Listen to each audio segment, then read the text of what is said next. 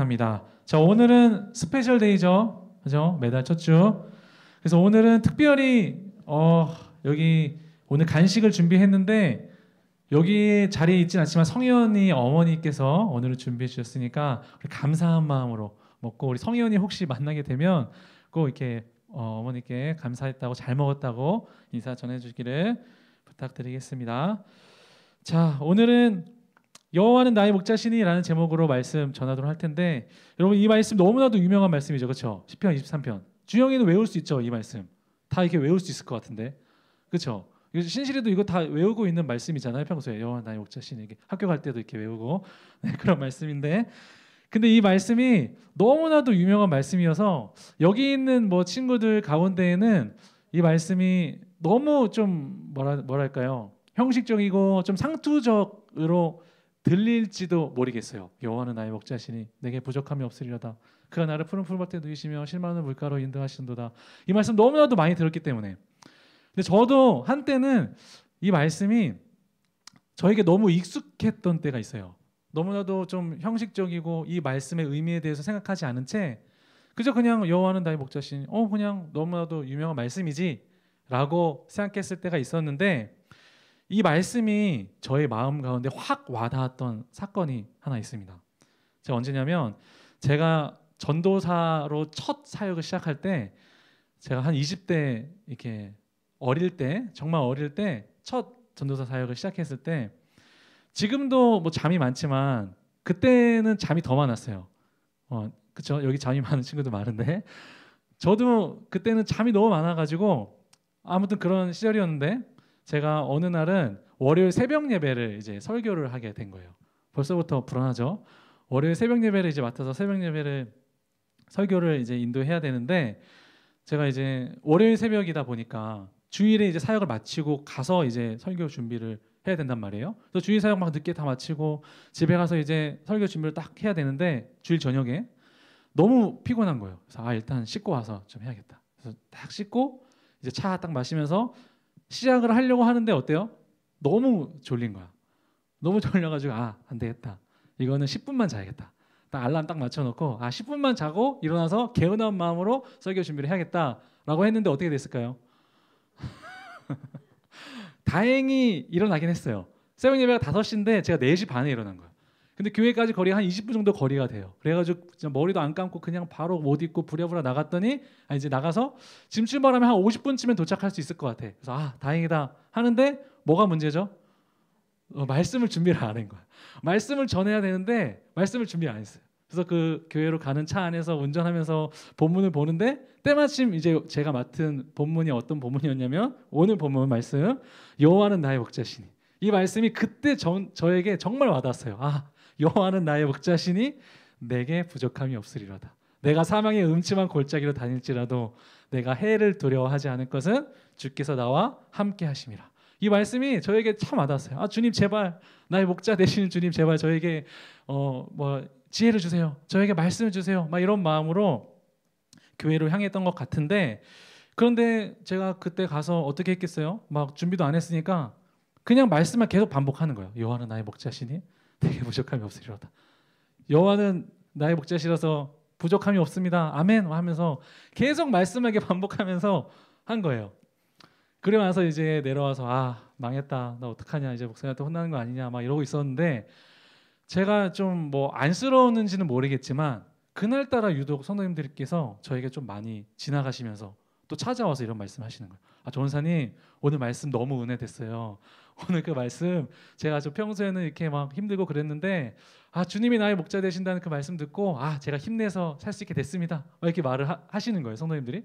그래서 제가 너무 얼떨떨해가지고 네 성도님 감사합니다라고 했지만 내가 어떡하지?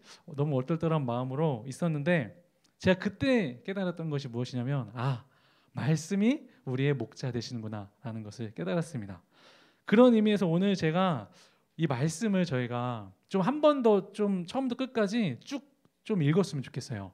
시편 23편 저희가 1절부터 6절까지 말씀을 읽었는데, 1절부터 4절까지 말씀을 여러분 이 말씀을 좀 읽었으면 좋겠습니다. 우리가 다른 것도 막 다 기억할 여러분 필요 없습니다. 오늘은 이 말씀이 여러분들 마음 가운데 좀 심겨졌으면 좋겠어요.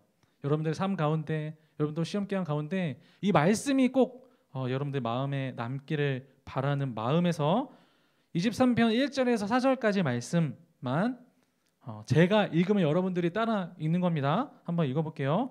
여호와는 나의 목자시니 내게 부족함이 없으리로다.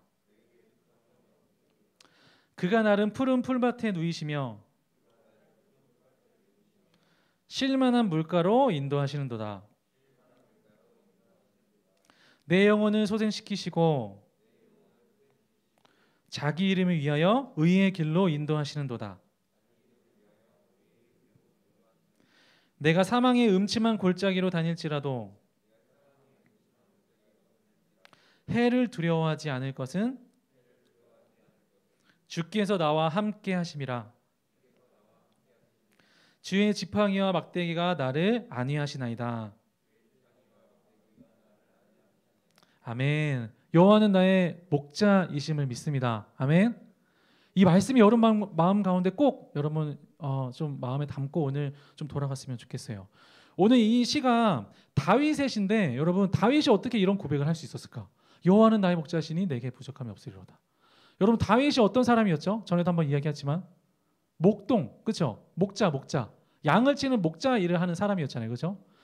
심지어는 사무엘 선지자가 이 이새의 아들들 중에서 왕을 삼기 위해서 왔을 때 다윗은 무엇을 하고 있었어요? 그때 무엇을 치고 있었죠? 여러분 양을 치고 있었죠.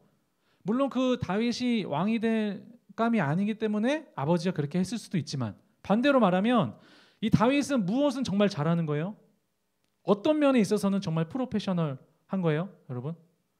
양을 치는 일, 목동으로서의 역할로서는 다윗이 정말로 어떻게 보면 프로다운 모습을 보이는 사람이었습니다. 그래서 다윗은 너무나도 잘 알고 있는 거예요. 양이 어떠한 동물인지 너무 잘 알고 있고 양과 목자의 관계에 대해서 너무나도 잘 알고 있습니다. 여러분 양이 어떤 동물입니까? 양. 지난번에도 한번 이야기하긴 했는데 양 여러분 생각하면 어떤 동물이에요? 막 온순하고 너무 막 착하고 너무 막 그런 동물이라고 생각할지도 모르겠지만 사실 양은 여러분 적자 생존의 법칙이 정말로 존재한다고 한다면 정면으로 반박하는 동물이 바로 양이라는 동물입니다. 양은 야생에서는 결코 살아갈 수가 없어요. 목자가 없으면 양은 살아갈 수가 없는 동물입니다.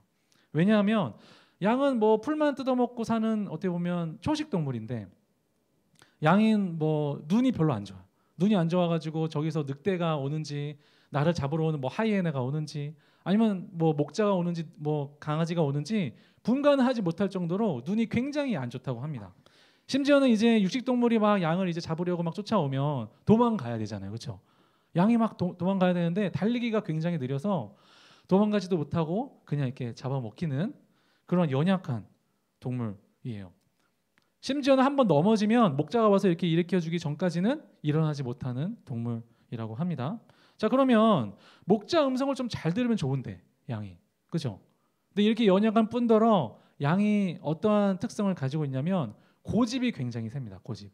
제가 사진 하나 준비했는데 여러분 이 양입니다, 여러분.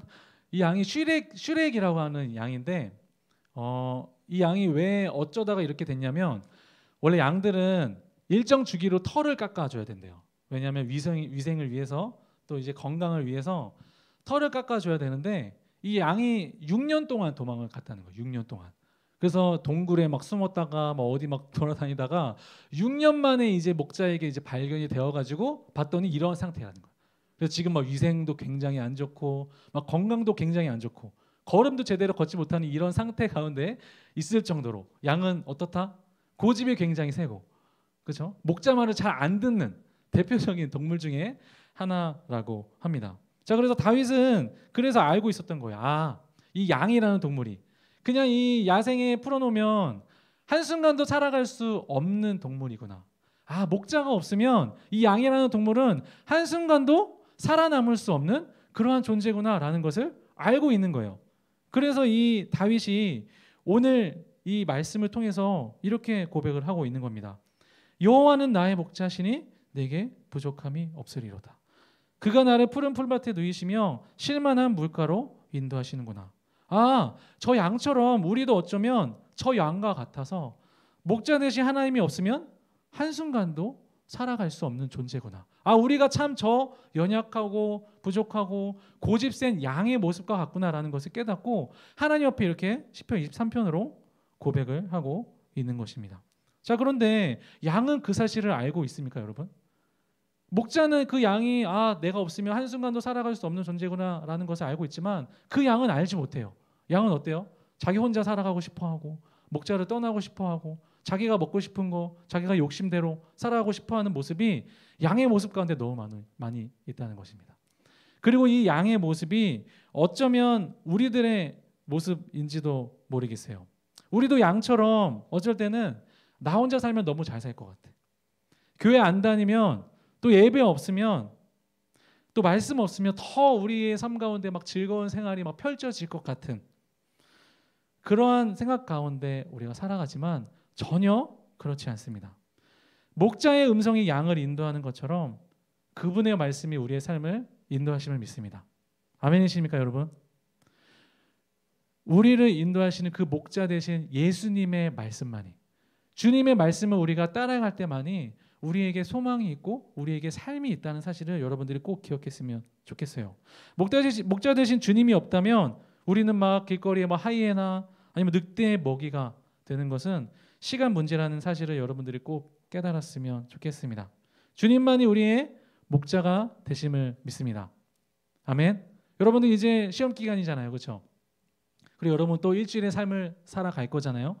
그리고 여러분 삶 가운데서 수없이 많은 어려움과 아픔들이 있을 때마다 여러분들이 꼭 기억했으면 좋겠어요. 어떤 것을? 나는 뭐다? 나는 양이다. 그리고 예수님이 뭐다? 우리의 뭐가 되신다? 목자 되신다는 사실을 여러분들이 꼭 기억했으면 좋겠습니다. 오늘 시편 23편의 말씀처럼 여호와는 나의 목자시니 내게 부족함이 없으리로다. 그가 나를 푸른 풀밭에 누이시며 쉴만한 물가로 인도하시는도다. 4절 말씀, 내가 사망의 음침한 골짜기로 다닐지라도 해를 두려워하지 않을 것은 주께서 나와 함께 하심이라. 주의 지팡이와 막대기가 나를 안위하시나이다. 우리를 인도하시고 우리를 그 푸른 풀밭으로 인도하신다는 그 예수님의 음성을 기억하며, 여러분 오늘 이 말씀을 기억하면서 여러분들은 앞으로 또 일주일 삶을 살아갈 때에 또 시험 기간 가운데서 꼭 우리 목자 되신 주님만 의지하는 여러분들 되기를 주님의 이름으로 축복합니다.